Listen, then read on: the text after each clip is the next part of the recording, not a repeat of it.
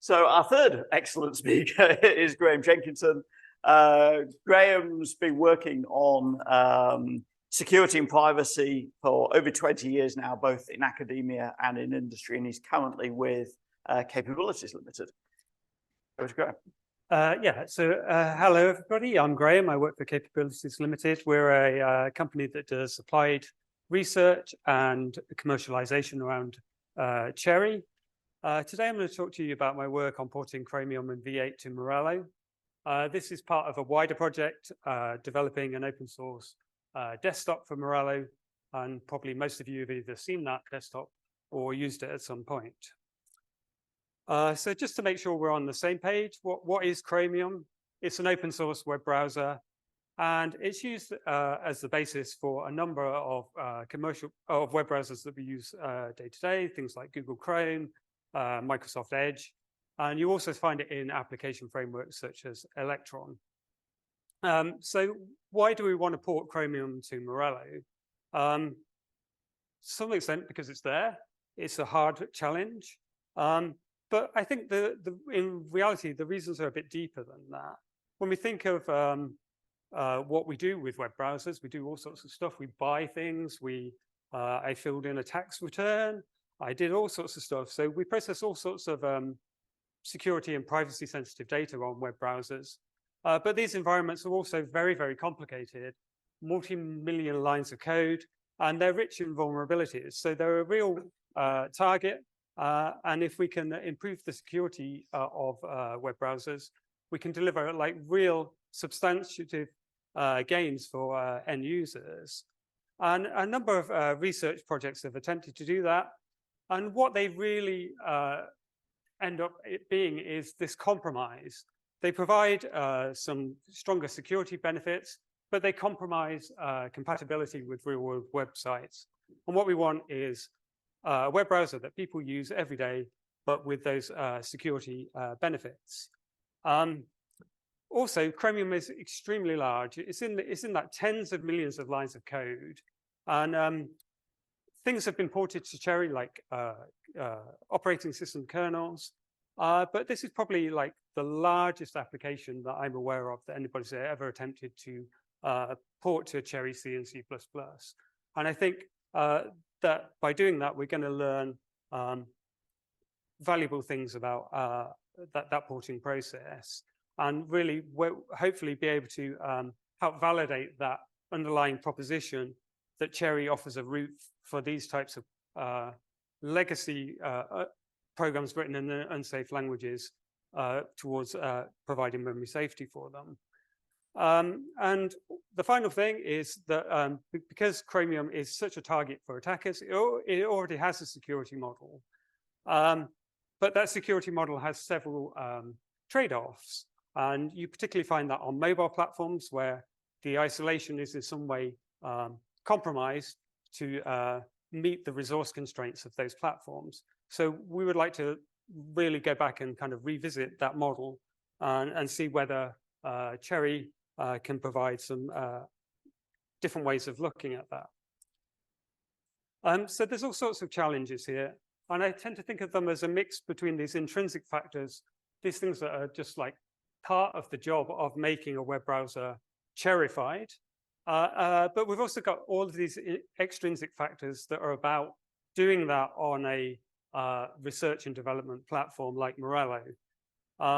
So one of those extrinsic factors is that Chromium itself is not supported on the FreeBSD operating system. So even to build Chromium is actually quite challenging because you don't have all the support of the tools that Google have made available. It also has loads of third-party dependencies, and they bring all sorts of problems. They bring all of the problems that David just talked about, but they bring like practical problems for me. I have to manage all of those individual dependencies. I have to clone all of those repos. I have to make changes in those repos, and that impacts the productivity of my work. So my approach to this has always been like, it's a proof of concept, and good enough is kind of okay for me. So I can make some pragmatic decisions. I can not tackle things when I don't want to tackle things. I can turn off options if I think that they're not really intrinsic to the problem that I'm trying to solve. So one of the real problems of porting a piece of software like Chromium is the complexity. And the area that we've really found the most complexity at the moment is in the V8 JavaScript and WebAssembly engine. So this engine is also found in those web browsers like Chrome and Microsoft Edge, but we also find it in server-side software environments like Node.js, and that will bring some problems that we'll see later on. So this is also not a small piece of software. It's about 2.5 million lines of C++. And you know, even porting that is a fairly substantial task. And we know from past experience that language runtimes are kind of hard. They're hard to port. They're one of the most kind of difficult pieces of software to port to Cherry. So our initial goal was that let's not bother doing that. Let's push that to the right. Let's just do the Chromium thing and leave that to one side. But we found that you can't do that. You can't build Chromium without JavaScript. And furthermore, you can't even build V8 without full pure cap code generation. Without that, it doesn't do anything. So it kind of pushed its way up the priority list and has occupied a significant amount of my time for the last year or so. So what I'm going to do is I'm going to talk about some of the interesting kind of porting challenges. I'm going to kind of skip over all of those common things that we see in the Cherry C++ guide, sizes, alignment, and I'm going to look at like design frictions between V8 and Cherry. And one caveat there, I'm sure there's somebody in the world who knows all about V8. That person isn't me. I just know what I know, so I'll explain it the best I can. So I'm going to start at the V8 memory model. So it has a memory model. It looks pretty much like you would expect. There's a stack and there's a heap. Simple values end up on the stack. Objects like this myArray, they end up on the heap with a reference to them from the stack. So where I'm going to talk about is that referencing, that pointer representation, because that seems like a relevant thing for a port to Cherry. How does it represent pointers? And it turns out that V8 can represent pointers in two different ways, depending on how you compile it. You can have this compressed pointer representation, and that's targeted at web browser environments where the utilization, the memory utilization is very pressing, or you can have a kind of uncompressed representation aimed at server environments where memory utilization is not quite so pressing. And they look like this. They're fairly straightforward. The compressed pointer representation, you've got an offset into a 4 GB piece of memory that V8 calls pointer compression cage. You take the offset, you add it onto the base, and you get your address.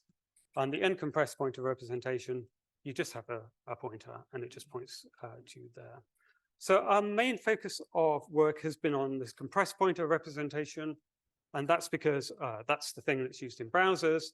But also the uncompressed pointer representation throws up lots of different problems around alignment and providing the alignment requirements of Cherry capabilities. So we push that to one side. So the uncompressed pointer representation in Morello, I mean, it looks like it's fairly promising. We've got this offset into a cage. So all we do is we make sure that the cage base is a capability. It's bounded to the size of the JS heap, and that all looks like it's going to work.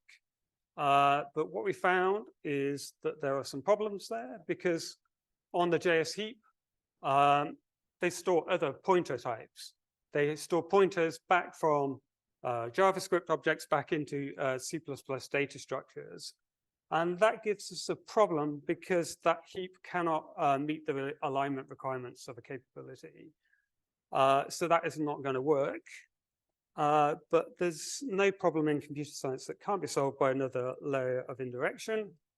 Unfortunately, they were already aware of that, and they had this thing called the sandbox. So in the sandbox, there are no pointers in the sandbox. Everything is an offset. And to go to external C++ data structures, you go through an external pointer table. And that all looked like it was going to be pretty good, but they also use type information on the external pointers to prevent type confusion type attacks. And what they do is that they deliberately invalidate pointers by writing the type information into the top bits of the pointer. So that's a bit of a problem for us. That's not going to work for us. So all we did is basically the simplest possible redesign of that external pointer table. We saw the capabilities and the tags separately, and that kind of solves it. Minor reworking around garbage collection because of the way that objects work. There's no way of collecting these external references in the destructor or something, so it has to be garbage collected. So we had to mush about with that a little bit. So in the kind of set of consequences from using the sandboxing mechanism, when you have the sandbox, you have to take the code space, which is where all the JITted code goes, and you have to have that outside of the sandbox. So that's, again, a little bit of a problem because inside the sandbox, there are objects called code data containers that need to reference the code space, but you can't put a capability, you can't put anything to point to the code space inside the heap. And the way that they do this in the V8 version that we were working with is that the code space itself is uses the same pointer compression scheme that we saw before. It's a 4 gigabyte size, 4 gigabyte aligned, and objects refer to the code space by just the top 32 bits of the code space. And when they want the address, they magically shift it to the right and make up a pointer. So that's not going to work for us. So what we had to do in collaboration with Google, we made a new compression scheme for the code space, and we store the code space base itself on the isolate, and that resolved all of those problems. So move on quickly to code generation. So V8 has a code generation pipeline, very, very high level overview. It's much simpler than it once was. There's an interpreter, bytecode. Bytecode goes straight into the optimizing compiler, and optimized code comes out the other side. So there are quite a lot of changes required to the code generation. Obviously, adding the new instructions, the ARIX64C specific loads and stores of capabilities, and also like introducing capability with registers. And that was the main problem, I would say. As soon as I told it there were these 128-bit registers, everything in the world suddenly broke. And then the other major change is that you have to preserve this notion that you're acting on a pointer. You have to preserve that all the way down to the point of where you're doing selection of instructions. So where are we at? We have a kind of minimum working version with the uncompressed pointers.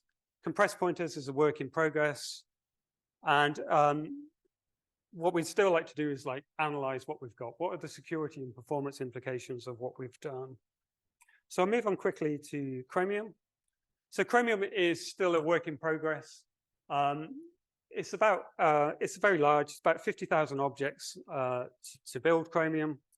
I'm currently about 50% through that because I had a good day yesterday, got 10% done.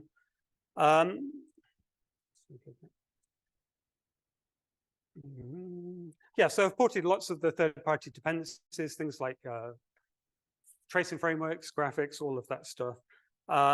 In fact, they seem to be fairly straightforward. They're in that realm of like conventional cherry porting problems. So my kind of porting experience is like, I find working with V8 hard, unnecessarily hard. I mean, all the time it asserts stuff about the implementation. sizes of data structures, things that are going to be broken when you change those assumptions around size of pointers and alignment requirements of pointers. You know, also compiling like interminably slow, like 6 minutes to compile one object is ridiculous. And another like kind of interesting thing is in all Google code, they tend to use int pointer t and uint pointer t to mean an integer type that can be a 32-bit type or a 64-bit type, depending on the architecture. And that's like a real pain in the ass because you've just got it all through the code when you actually just want integer types. So conclusions. So I think it's a complicated thing. It's a hard thing to do. I think it's harder on the platform that we're working with. You know, we learned a lot of things that we didn't expect. That, you know, we had to engage with V8 a lot earlier than we were expecting, and we found V8 to be a lot more difficult than even we were expecting. And I think ultimately we're trying to kind of climb this very, very steep mountain of porting V8 and Chromium to Morello, but in some sense that's not really the goal. The real goal is to re-engage with this security model that Chromium has, and to look at opportunities there for compartmentalization that is more performant and more fine-grained to really be able to change the model and improve the security significantly. Yeah.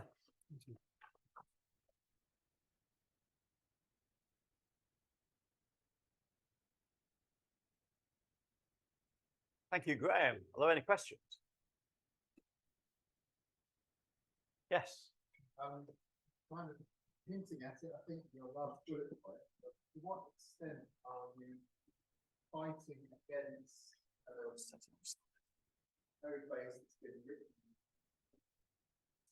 capabilities were not available, and you know, if Google had started from scratch with capabilities, they have built something completely different, or are they all gone? Yeah, I think that the security model itself, the suspicion is it's a set of trade-offs around the tools that they had available, around process isolation. So it looks the way that it looks because they're the tools that they had. And I think we would like to really kind of revisit that and say, if you have the memory safety thing done, how would you ideally like to compartmentalize this software based on its history of vulnerabilities? Where do you want to isolate things? Do you actually just want to isolate these libraries because it's got like many hundreds of libraries? If you suddenly were able to isolate those libraries, what would that do for the for the security outcomes of that software?